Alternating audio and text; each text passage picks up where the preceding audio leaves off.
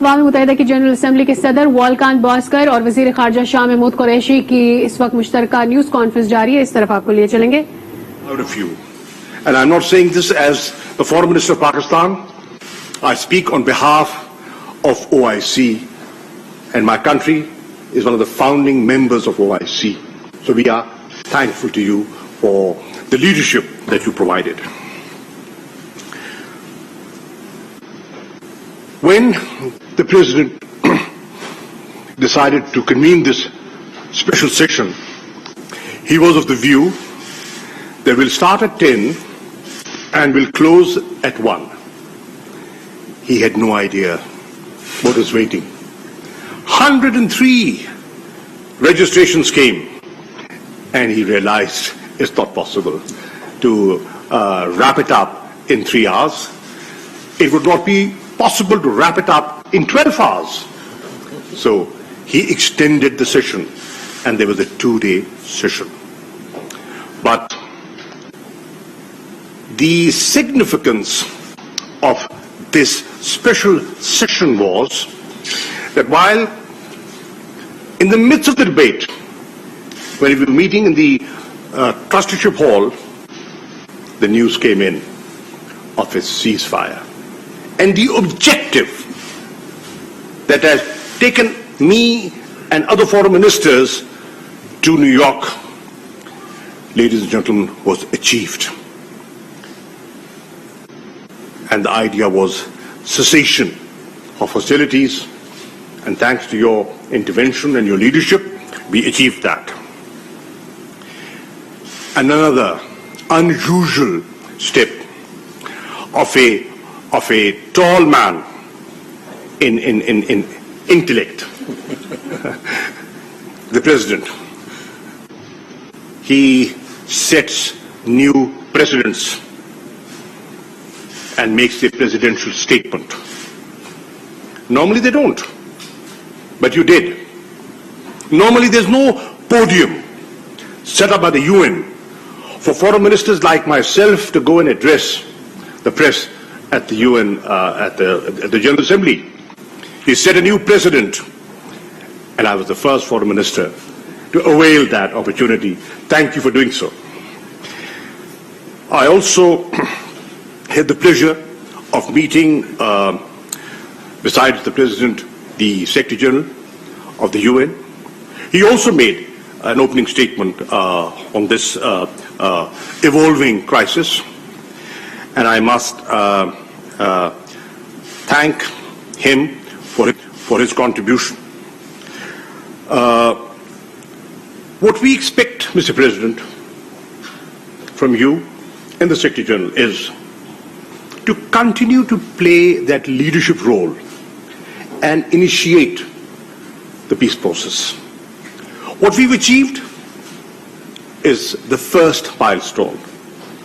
But what we need, and the nation and the Ummah is looking up to, is a revival of the peace process. Because this is a simmering issue. The fire has not yet been fully extinguished. Please play your role to extinguish the fires. And the only way this fire will be extinguished is through dialogue, an understanding of peaceful coexistence, and a two-state solution in accordance with the UN Security Council resolutions. And to ensure, play your role to ensure that timely humanitarian assistance is provided to the Palestinians and those affected in this under this aggression. I intend to get in touch with the Egyptian Foreign Minister, and I also want to acknowledge the constructive role played by Egypt, the leadership, President Sisi, and last night, Prime Minister Imran Khan had a very good conversation with President Sisi. They discussed the situation and what needs to be done in the days ahead. I had the opportunity of not hosting the President, but taking advantage of his presence in Islamabad, I briefed the President on the dire situation in the Indian-occupied Jammu and Kashmir. And I drew his attention and the attention of the Secretary General of the similarities between the Palestinian situation and the Jammu and Kashmir situation. What are they talking about? Self-determination. What are the Palestinians demanding? Protect us from demographic restructuring. What are they saying? Human rights are being violated. International law is being violated. You made us promises. They're broken promises. Innocent people are being killed. Help us, protect us. Electricity, water supplies have been affected. Hospitals have been bombed. Red Cross has been targeted. So, play your role and protect us. What are people in Jammu and Kashmir saying? Palestinians are saying, Security Council, we are on the agenda. We are an agenda item for over 7 decades. The President, what are the Kashmiris saying? We are on the agenda of the Security Council for over 7 decades. Pay attention. These are international obligations. UN must play that role of responsibility that is due. I also had the opportunity to brief the President on the evolving situation in Afghanistan and the role Pakistan has played in facilitating the peace process and pushing the reconciliation process forward. I briefed him on a very useful trilateral meeting between Pakistan, Afghanistan and Turkey that was convened in Istanbul, and Pakistan is supportive of the Istanbul process and the international conference that should, in my view, take place at the earliest in Istanbul. We will do whatever we can to play our role, and today I was pleased, and I want the nation of Pakistan to know that. When I met the Secretary General, he said, there is a paradigm shift. He said that today the international community is looking at Pakistan not as part of the problem. The international community is looking at Pakistan as part of the solution. And that is the dramatic shift that has taken place in the last, I would say, couple of years. And I must give credit to the leadership of Prime Minister Imran Khan for that. I also briefed him on Pakistan's point of view on the UN reform and the Security Council reform. And also the initiative of the Prime Minister for debt restructuring, suspension of debt, to enable the developing world to have resources to invest in strengthening their fragile healthcare structure. Mr. President, thank you. Thank you for your time. And we always look forward to your coming to Pakistan. You are a friend of Pakistan. And in a humble way, today, after this function, in a investiture ceremony, we will be acknowledging that and recognizing your services and the services of the UN system. Thank you, sir. And may I now request the Honorable President of the General Assembly of the United Nations, Mr. Bhaskar, for his remarks, please. Thank you so much, Foreign Minister, for the kind words. Also, representing Pakistan in the world in a very good way. You're a well-known figure in the world platform, and I'm a witness that in this last meeting for Palestine, your leadership was very much important. We started with a dinner before the meeting, and you have invited the ministers to a meeting, and I think that was the crucial point, and where a decisive mood among ministers was established. And so the meeting really went smoothly and to the point and with a success. And I appreciate your leadership in that respect. Of course, in politics, sometimes 5 years is too short and sometimes 2 days is too long. In this, we captured the momentum. We captured the eye of the storm. And when the political structure is ready for something, nothing can stop it. The wave of the politics can solve every problem. Here, if the ministers didn't come to New York and connected virtually, we wouldn't have got the result. But everybody saw the minister. One flew 40 hours, one flew 30 hours, one flew 20 hours.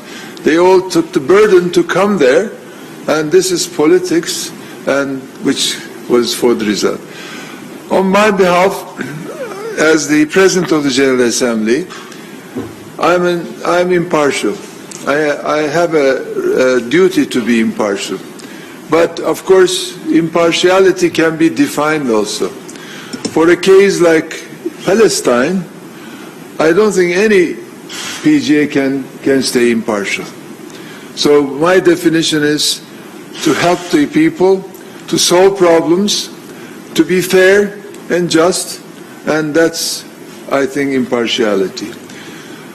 So I think the constitution in the Palestinian issue is a swift return to negotiations, as the minister also mentioned, with the goal of ending occupation, addressing all the final status, including the status of Jerusalem, and achieving two independent, sovereign, viable states, Israel and Palestine, living side by side in peace and security and mutual recognition within recognized borders on the basis of pre-1967 lines, with Jerusalem as the capital of both states. I started saying that this is the constitution of the negotiations. This is the bottom line. Without this, we can't achieve. So I think the first step was this meeting. Ceasefire was a result.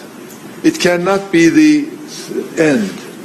So from here, we must use this political wind to also continue using our strength in the General Assembly to force the Security Council and also to force the Secretary General as an obligation to also look to the Security Council's success stories and the General Assembly's success stories. If there is one success story, it's enough. If there's two success stories, even better than enough. So I think we have a lot to do, but we also have a big room for maneuver. Minister mentioned and also compared the two important things. I think the two problems are the same age, Palestine and Jammu and Kashmir. And I fully agree that this is the case. But unfortunately, the Palestinian issue has more wind behind it, political wind behind it. And the Jammu and Kashmir issue doesn't have the same enlarged political wind behind it. So I think it is the duty, especially Pakistan's, to bring this to the United Nations platform more strongly and the PGA only needs an application from a group of countries, and it can be held as a meeting there. But of course, as an impartial President of the General Assembly, I must also reiterate that the United Nations position on Jammu and Kashmir is governed by the United Nations Charter and applicable Security Council resolutions. India and Pakistan's Simla Agreement on 1972, which states that the final status of Jammu and Kashmir is to be settled by peaceful means in accordance with the UN Charter, and this is, I think, very important that we must all remember. I think both parties, all parties, must refrain from taking steps that could affect the status of Jammu and Kashmir. This is, I think, the very important part of how we look at the case. Of course, concerning Afghanistan, as I mentioned in the meeting today, there are many countries in the world. All countries think they are the most important country in the world. And if you look from their perspective, it is true. But some countries are more important. Pakistan is important. Afghanistan is important. Afghanistan, if we can solve the Afghanistan issue, it cannot be limited to Afghanistan. It will have a regional effect. It will have a worldwide effect.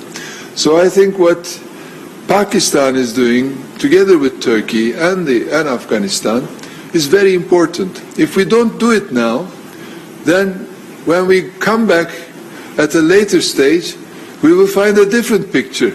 It will be more complicated, more difficult to solve.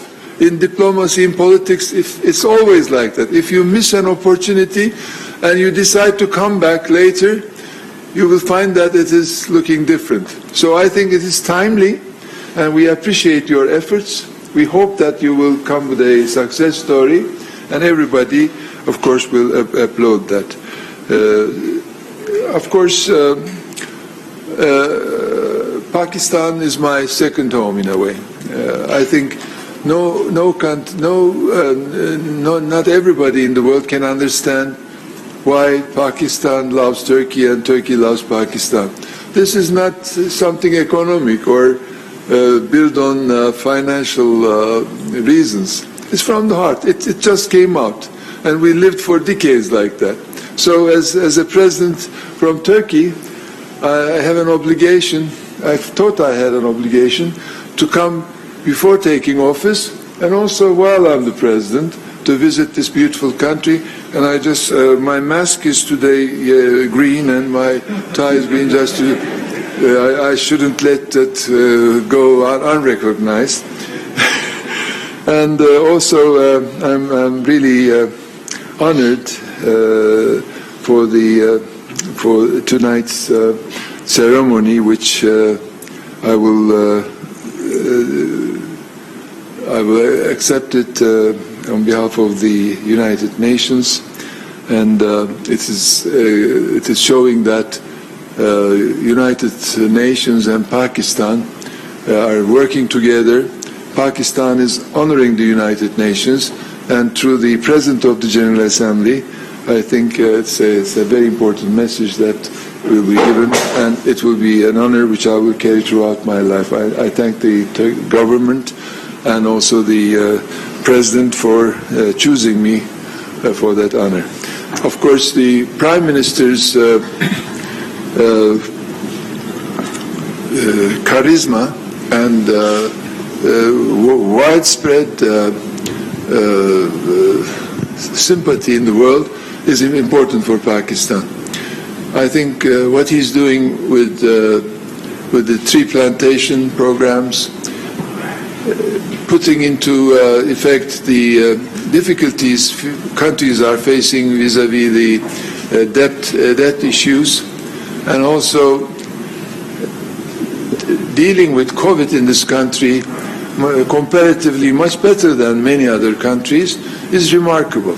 And I think reaching 10 billion trees in some years' time is a very ambitious looking but very correct project. why Islamabad is so green and why Islamabad is impressing everybody coming here is because these type of decisions are taken.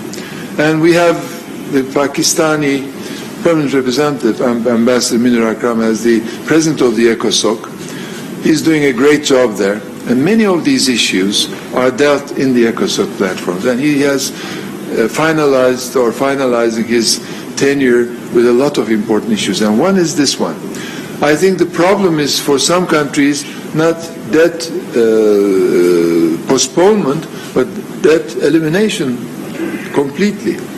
If a country cannot pay, what's the use of postponing it? So we will have an LLDC SITS conference with the ECOSOC president before the summer. We will have one for youth, one for the middle-income countries. So these are all, I think, and we will be very happy to अक़वाम see. मुत्तहिदा की general assembly के सदर वॉलकान बॉस्कर वज़ीर ख़ारजा Shah Mahmood Qureshi मुश्तरका news conference कर रहे हैं और इस मौके पर शाह महमूद कुरैशी का ये कहना था कि न्यूयॉर्क में हमारी मुलाकात बहुत ही अहम थी और पॉलिटिकली हमने ये देखा कि उसकी वजह से इसराइल और फ़लस्तीन के दरमियान सीज फायर हो गया और इसके जवाब में अक़वाम मुत्तहिदा की जनरल असम्बली के सदर का ये कहना था कि ये बहुत खुशाइंद है, लेकिन मैं चाहता हूँ कि गैर जानिबदारी से नहीं बल्कि जानिबदारी से इस फ़लस्तीनी मसले को जो है हल किया जा सके।